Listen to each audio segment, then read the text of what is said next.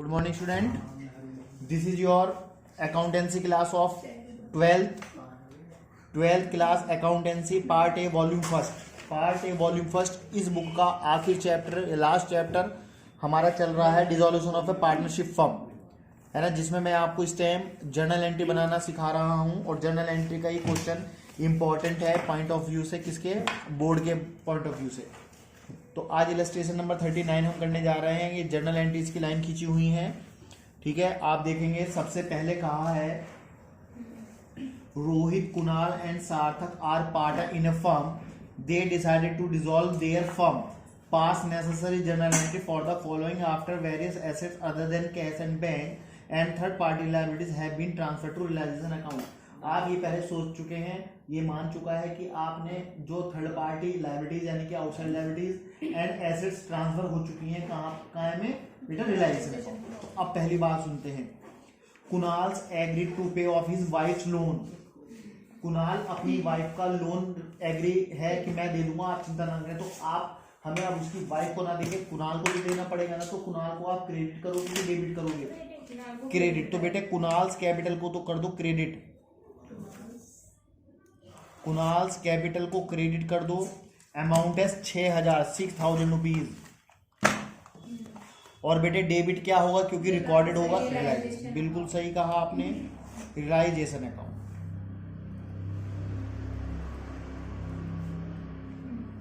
For wife's loan paid by Kunal. Kunal paid कर देगा अपना आप, हमें मतलब नहीं, हमने कुणाल को पैसे दे दिए हैं. अब हमें थर्ड पार्टी हमें नहीं करना पड़ेगा. कोई दिक्कत तो नहीं इसमें? चलिए next. Total creditor of the firm were 40,000. Creditor were 10,000 were given a piece of furniture costing 8,000 in full and final settlement. Remaining creditor allowed a discount of 10%. देखिएगा टोटल हमारे पास क्रेडिटर 40,000 रुपए के कर्जदार है हमारे ऊपर. उसमें से एक आदमी जो है 10,000 रुपए वाला, वो ये कह रहा है कि मैं ये तुम्हारा जो 8,000 रुपए का फर्नीचर रखा है इसे दे दो मुझे, मैं तुमसे 10,000 नहीं मांगूंगा, भले उसकी कीमत कितनी है 8. वो कह रहा फुल सेटलमेंट में दे दो मुझे. बोला ठीक है ले जा भाई. अब एक बात ये बताओ, तो अब रिमेनिंग क्रेडिटर कितने के बचे बेटे? 30 के. क्योंकि आप इस 10,000 वाली की तो कोई एंट्री पास करेंगे नहीं, क्यों? क्योंकि तो फर्नीचर लेके जा रहा है. तो 30,000 वालों को 10% का डिस्काउंट काट कर आप पेमेंट कर रहे हैं. तो 30,000 में 10% कितना बैठता है? 10%, 3,000.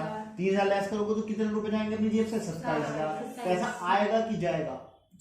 और वर्ड गोज आउट क्रेडिट. तो बैंक को तो क्रेडिट कर दो बेटे. फिर तो डेबिट क्या होगा?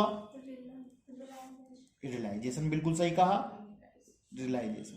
क्योंकि हमारे पास जो है क्रेडिटर रिकॉर्डेड है ना. Creditor were paid at 10% discount. आपने ये बात तो अच्छी तरह से समझ ली ना कि हमने जो 10,000 रुपए वाला था वो फर्नीचर लेके जा रहा है, उसकी तो कोई एंट्री करनी ही नहीं है हमने. तो एंट्री बन के आई है realisation account debit to bank account 27,000 rupees. देखिए बेटा थर्ड पॉइंट क्या है. Rohit had given a loan of 70,000 to the firm which was duly paid. अब क्या है, रोहित ने, एक बार तो रोहित कौन था? पार्टनर. उसने फर्म को एक लोन दिया हुआ था. तो फर्म क्या कहेगी उसे कि भाई हम तो चुका लेंगे. तो उसके दो तरीके हैं, या तो उसके अकाउंट में क्रेडिट कर दो, वो अपने आप निकाल लेगा, या उसको नकद दे दो. मैं आपको क्या बताता हूँ, दोनों तरीके से कराता हूँ, लेकिन बेस्ट ये तरीका ये है कि उसके अकाउंट में क्रेडिट कर दो, वो अपना आप निकाल लेगा बाद में. भाई हमें तो 70,000 रुपए तुम्हें देने, या तो नगद दे दूं या तुम्हारे अकाउंट में डाल दूं, बात तो एक ही है. तो अकाउंट में क्रेडिट कर दो उसके. तो रोहित को क्रेडिट कर दो बेटे. क्यों? अब एक बात बताओ, अब रोहित को तुम पेड करोगे, पैसा आएगा कि जाएगा? पहले बताओ. जाएगा. तो बैंक को क्या करना चाहिए? करो पहले, बैंक को क्रेडिट करो. ऐसा कर लो इसे. हाँ 70,000. अच्छा एक बात ये बताओ, या तो इसके अकाउंट में क्रेडिट कर लो या इसको पेड कर दो. अगर इसको पेड करेंगे तो रिसीवर कौन है? रोहित. तो रोहित को क्रेडिट कर लो, वो डेबिट कर लो. रोहित लोन लिख लेना, क्योंकि लोन के पैसे दे रहे हैं उसे. रोहित को किस बात के दे रहे हैं? लोन के. और एक एंट्री और बन सकती थी इसकी, अगर आप चाहें तो. क्या बन सकती है बेटा बताओ? रोहित को तो क्रेडिट कर दो और रिलाइजेशन को डेबिट कर दो। लेकिन तरीका वो भी सही है क्योंकि हम उसके अकाउंट में चढ़ा दिया। तो दो तरीके बताए मैंने, तो तुम्हें नकद दे दो पैसे तो तुम्हारे अकाउंट में चढ़ा दो, है ना। लेकिन आउटसाइड लायबिलिटीज है ना, ये इंटरनल लायबिलिटीज है। इंटरनल तो इस रियलाइजेशन में ट्रांसफर नहीं हुआ होगा फिर मैटर। इंटरनल को थोड़ी करते हैं, एक्सटर्नल लायबिलिटीज को करते हैं।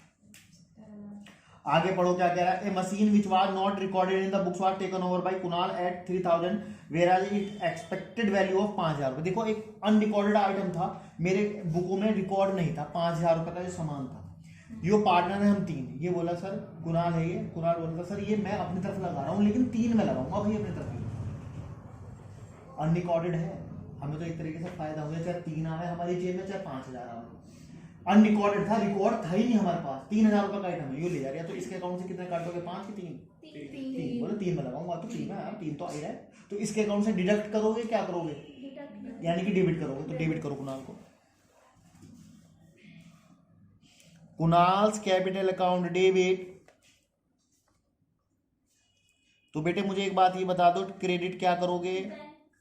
बैंक नहीं होगा बेटा, पैसा नहीं गया, रियलाइजेशन अकाउंट, क्योंकि हमारी जेब से कुछ गया नहीं ना, पैसा नहीं गया हमारी जेब से, वो तो अनरिकॉर्डेड आइटम था।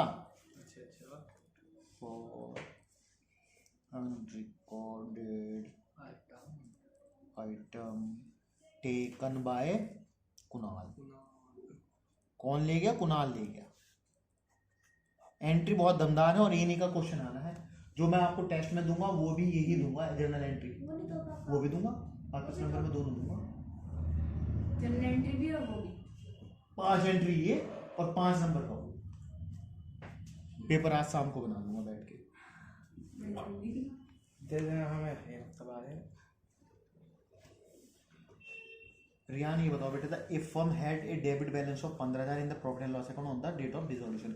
जिस दिन हमारा डिसॉल्यूशन हो रहा है उस दिन हमारे फर्म में 15,000 का डेबिट बैलेंस पड़ा हुआ है पीएल में। डेबिट यानी कि एसेट्स में लिखा हुआ है पीएल ये। तो क्या करूं बेटे? तो कौन राइट ऑफ करेगा? दोनों तीनों पार्टनर उनको डेबिट। क्या क्या नाम इनका? रोहित। तो लिखो रोहित कैपिटल अकाउंट डेबिट और कुणाल्स कैपिटल अकाउंट डेबिट और सार्थक कैपिटल अकाउंट डेबिट रियलाइजेशन और 2 रिलायंस। लॉस है बेटा, ये प्रॉफिट नहीं है ना। अगर प्रॉफिट होता तो इनको क्रेडिट किया जाता तीनों पार्टनर्स को। For loss transfer to partners capital account. 15,000 rupees है बेटा और इनका रेशो कुछ नहीं दिया हुआ, तो कैसे कैसे बांट लेंगे? Equal equal. 15,000 को जब 3 जगह बांटेंगे तो 5,000 रुपए 3 जगह आ जाएंगे आपके। ठीक है बेटे। लास्ट एंट्री क्या कह रहा है?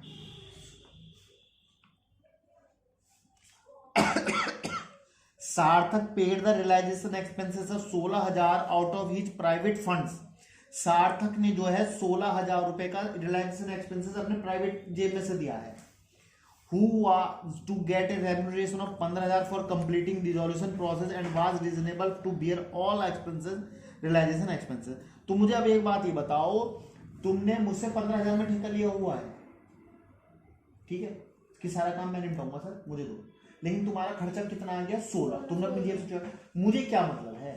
मुझे तो तुम्हारे अकाउंट में कितने क्रेडिट कर दूं? बात मुझे नहीं पता अब क्या होना। तो किसने लिया हुआ ठेका? सार्थक ने। तो सार्थक कैपिटल अकाउंट को क्रेडिट कर दो और डेबिट किसे करेंगे बेटा? रियलाइजेशन को। अब वो कितना भी खर्च करे, 15,000 की जगह करे वो चाहे 1,000, वो भी हमारा कोई मैटर नहीं, करे 16,000, वो भी हमारा मैटर नहीं। आपने तो 15,000 रुपए कंप्लीटेशन के हमारा प्रोसेस पूरा करने के पैसे ले लिए थे हमसे, ठीक है, इस तरह से। तो एंट्री बन के आई रियलाइजेशन अकाउंट डेबिट टू सार्थक कैपिटल अकाउंट। बहुत सिंपल एंट्री चलनी है और बहुत फ्री के नंबर है, ये समझ लो आप। कोई भारी नहीं लग रही होंगी, आप रोज कर रहे हैं, ठीक है। अगर इसमें आपको कोई भी ऐसा आइटम है जो आपको समझ में नहीं आया होगा तो प्लीज मुझे फोन कर लेंगे और पूछ लेंगे बेटा, ठीक है। कोई भी एंट्री अपना आप में 6 एंट्री है, 6 नंबर में 6 आती है, ठीक है। ओके बेटा, थैंक यू।